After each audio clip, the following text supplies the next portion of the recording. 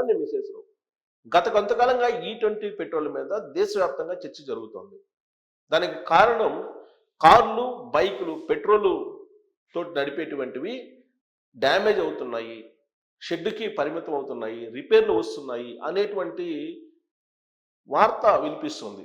అయితే కేంద్ర ప్రభుత్వం దానికి అంగీకరించట్లా. ఏ ఒక్క వాహనం చెడిపోయిందని తమ దృష్టికి రావట్లేదు అనేటువంటి విషయాన్ని కేంద్రం చెప్తుంది. దాని మీద అనేక మంది మెకానికల్ కానీ లేదంటే వినియోగదారులు కానీ E20 పెట్రోల్ కారణంగా రిపేర్లు వస్తున్నాయి అని చెప్పి అనేక మంది సోషల్ మీడియా వేదికగా కామెంట్లు చేస్తూ ఉన్నారు. అందుకే అటు కేంద్ర ప్రభుత్వానికి వినియోగదారులకి మధ్య గత కొంతకాలంగా చర్చనీయాంశంగా మారినటువంటి దీని మీద సీవోటర్ అనేటువంటి ప్రముఖ సర్వే సంస్థ అభిప్రాయాలను తీసుకుంది వినియోగదారుల నుంచి. అది కూడా ఎన్డీఏ సానుభూతి పనుల నుంచి తీసుకుంది. ఈ విషయాన్ని ఆ సర్వే సంస్థే చెప్తుంది. వాళ్ళ నుంచి వచ్చినటువంటి రిపోర్ట్ ప్రకారం E20 పెట్రోల్ వాడితే కార్లు కానీ బైకులు కానీ డ్యామేజ్ అవుతున్నాయి అనేది ఎక్కువ మంది చెప్పారు. మెజారిటీ పీపుల్ చెప్పారు. ఇప్పటికీ కూడా కేంద్ర ప్రభుత్వం ఆ సర్వేని కొట్టిపారేస్తోంది.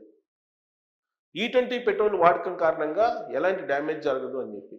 కానీ automotive research association of India ARAI ఇది ఏం చెప్తుంది అంటే పాత కార్లు బైకులు తప్ప కొత్తవి E20 కారణంగా దెబ్బతినవు, పాతవి మాత్రం గ్యాస్ కట్లు, రబ్బర్తో తయారు చేసినటువంటి కొన్ని పరికరాలు, ప్లాస్టిక్తో ఉన్నటువంటివి ఇవి చెడిపోయే అవకాశం ఉందని చెప్పి చెబుతుంది. ఇంజిన్కి అయితే దెబ్బ ఉండదు అని చెప్పి ARAI చెప్తోంది. ఇక అసోసియేషన్ వాళ్ళు, ఆటోమొబైల్ అసోసియేషన్ వాళ్ళు, ఆటోమొబైల్ కంపెనీలు వాళ్ళు భిన్నాభిప్రాయాలను వ్యక్తం చేస్తూ ఉన్నారు.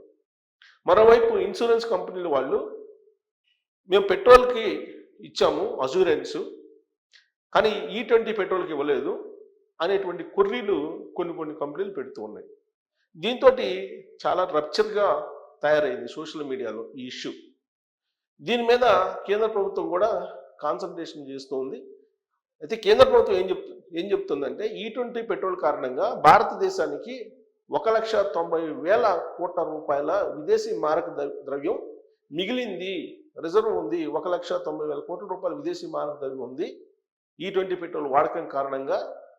ప్లస్ ఉద్గారాలు, కర్బన ఉద్గారాలని దాదాపు 500 టన్నులకు పైగా వెలువరించకుండా వాతావరణంలో డిస్టర్బ్ చేయకుండా చేయగలిగామని ఏదో లెక్కలు చెప్తోంది.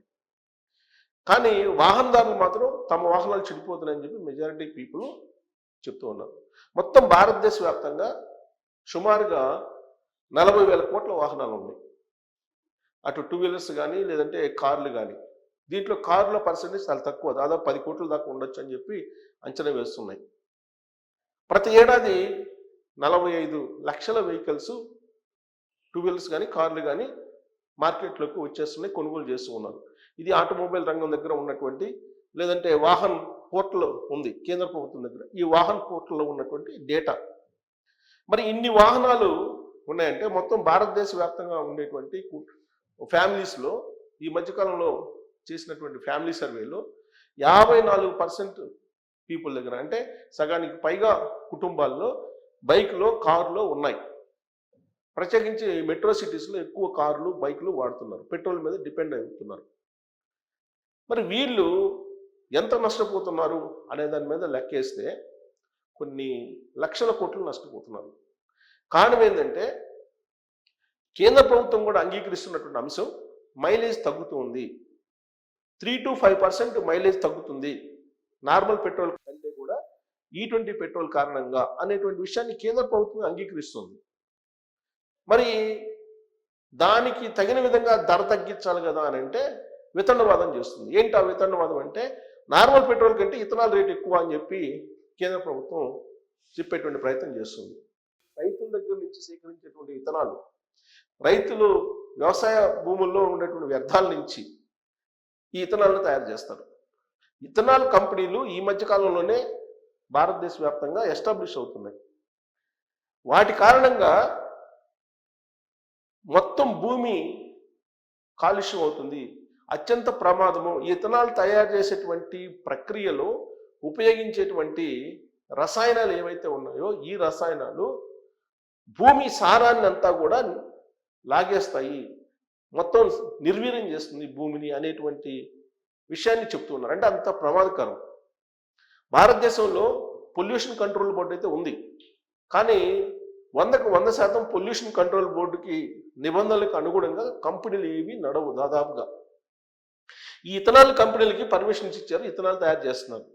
మరి దాని నుంచి వచ్చేటువంటి వ్యర్థాలు ఏదైతే ఉన్నాయో ఆ వ్యర్థాలు భూమి మీద పడితే భూమి మొత్తం కంప్లీట్గా ఎందుకు పనికి రాకుండా పోతుంది అనేటువంటి విషయాన్ని పొల్యూషన్ కంట్రోల్ బోర్డు చెప్తుంది.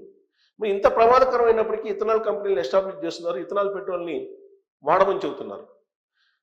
E10 నుంచి ప్రారంభించి E20 దాకా వచ్చింది. ఇప్పుడు రాబోయే రోజుల్లో E35, E75, E100 కూడా వస్తుందని చెప్పి కేంద్ర ప్రభుత్వం చెప్తుంది. గడ్కరీ గారు చెప్తున్నారు, రవాణా శాఖ మంత్రి.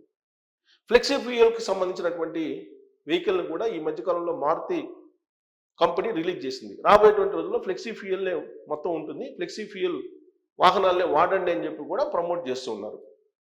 పెట్రోల్ బంకుల్లో normal petrol, E20 petrol, E30 petrol, అలాగే E75 పెట్రోలు, E100 పెట్రోలు, ఇలా రకరకాలుగా మీరు విభజించి పెట్టండి అని చెప్పి వినియోగదారులు చెప్తున్నారు. ఎవరికి అనుకూలంగా ఉందనుకుంటే వాళ్ళు ఆ పెట్రోల్ని వినియోగిస్తారు, అది చెయ్యండి అని చెప్పి చెప్తున్నారు. కానీ ప్రభుత్వం అదేమీ పట్టించుకోవట్లేదు. ఇప్పుడు కొన్ని పెట్రోల్ బంకుల్లో నార్మల్ పెట్రోల్ 170 నుంచి 180 రూపాయలకి అమ్ముతున్నారు, విక్రయిస్తూ ఉన్నారు. మరి కేంద్ర ప్రభుత్వం ఏం చెప్తుంది? ఇథనాల్ రేట్ ఎక్కువ నార్మల్ పెట్రోల్ కంటే అని చెప్పి చెప్తుంది కదా. మరి 110 రూపాయలకి లీటరు ఇస్తున్నారు కదా హైదరాబాద్లో. అది నిజమైతే ఎందుకు ఇస్తారు అంటే అది అబద్ధము అనేది ఎక్కువ మంది భావించడానికి అవకాశం ఉంది. సో మొత్తం మీద ఇదొక పెద్ద చర్చ అయిపోయింది జన్జడ్లో.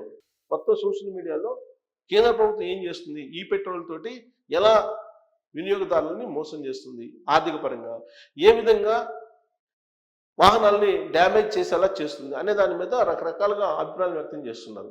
ఇదంతా అపోహ అని చెప్పి కొట్టిపారేస్తుంది కేంద్ర ప్రభుత్వం. దీని మీదనే సీ వాటర్ సర్వే చేసింది. ఈ సీ వాటర్ సర్వే నేను మీకు చూపిస్తాను. సీ వాటర్ సర్వేలో ఇది సీ వాటర్ సర్వే ఏం చేసింది ఇప్పుడు చూడండి. ఎన్డీఏ ఓటర్లనే తీసుకుంది, అంటే ఎన్డీఏ సింపథైజర్స్నే తీసుకుంది. సీ వాటర్ దేశవ్యాప్తంగా నిర్వహించిన ఈ సర్వేలు ఇస్తూ పోయే నిజాలు బయటపడ్డాయి. దాదాపు 52.5% మంది ఇప్పుడున్నటువంటి ప్రభుత్వం వాహనదారులని మోసం చేస్తుంది, వాడటానికి దాదాపు E20 పెట్రోల్ని వాడటానికి నిరాకరించాయని చెప్తుంది. 52.5%. కేవలం 18.1% మంది మాత్రమే వాడటానికి మొగ్గు చూపారు. అది కూడా ఎన్డీఏ ఓటర్లు, క్లియర్ కట్గా ఎన్డీఏ ఓటర్లు. వాళ్ళు కాంగ్రెస్ ఓటర్లు అయితే పూర్తిగా వ్యతిరేకిస్తారు. ఇంకా ప్రతిపక్షాల మద్దతుదారులు ఈ వ్యతిరేకత 57.9% ఉందంట ప్రతిపక్షాల మద్దతుదారులు.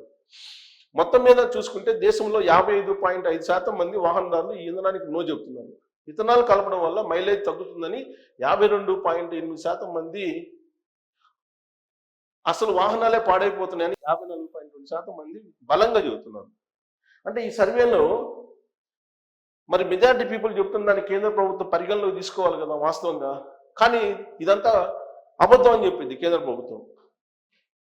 ధర తగ్గించిన సాధారణ పెట్రోల్తో పోలిస్తే ఇథనాల్ కలిపిన పెట్రోల్ ధర తక్కువగా ఉండాలని 74.5% మంది అభిప్రాయపడ్డారు. ధర తక్కువగా ఉండండి. అయితే ఒకవేళ ప్రభుత్వం ధర తగ్గించి అమ్మినా కూడా తాము E20 పెట్రోల్ వాడమని చెప్పి 40.4% మంది కుండబద్దలు కూడా చెబుతున్నారు. అలాగే పెట్రోల్ బంకుల్లో ఇథనాల్ కలిపిన పెట్రోల్తో పాటు పాత పద్ధతిలోనే సాధారణ పెట్రోల్ కూడా అందుబాటులో ఉంచాలని, దేన్ని వాడాలో ఎంచుకునేటువంటి స్వేచ్ఛ కస్టమర్లకు వదిలేయాలని 75.9% మంది డిమాండ్ చేస్తున్నారు. సో ముడి చమురు తగ్గించుకోవడానికి కేంద్రం ఈ నిర్ణయం తీసుకున్నప్పటికీ క్షేత్రస్థాయిలో వాహనదారులు నమ్మకాన్ని గెలవడంలో మాత్రం ప్రభుత్వం ఘోరంగా ఓడిపోయింది. నరేంద్ర మోడీ గారి ప్రభుత్వం ఈ విషయంలో ఘోరంగా ప్రజా వ్యతిరేకతను మూట కట్టుకుంటుందని చెప్పి సీ వాటర్ సర్వే చెప్తుంది. మరి ఈ సీ వాటర్ సర్వే చెప్తున్న దాంట్లో వాస్తవం ఉందా లేదా? E20 పెట్రోల్ కారణంగా మీ వాహనం దెబ్బతింటుందా లేదా, మైలేజ్ తగ్గుతుందా లేదా, రిపేర్లు వస్తుందా లేదా, అలాగే పికప్ తగ్గుతుందా లేదా, దీని మీద మీరు కామెంట్ చేయొచ్చు. Thank you.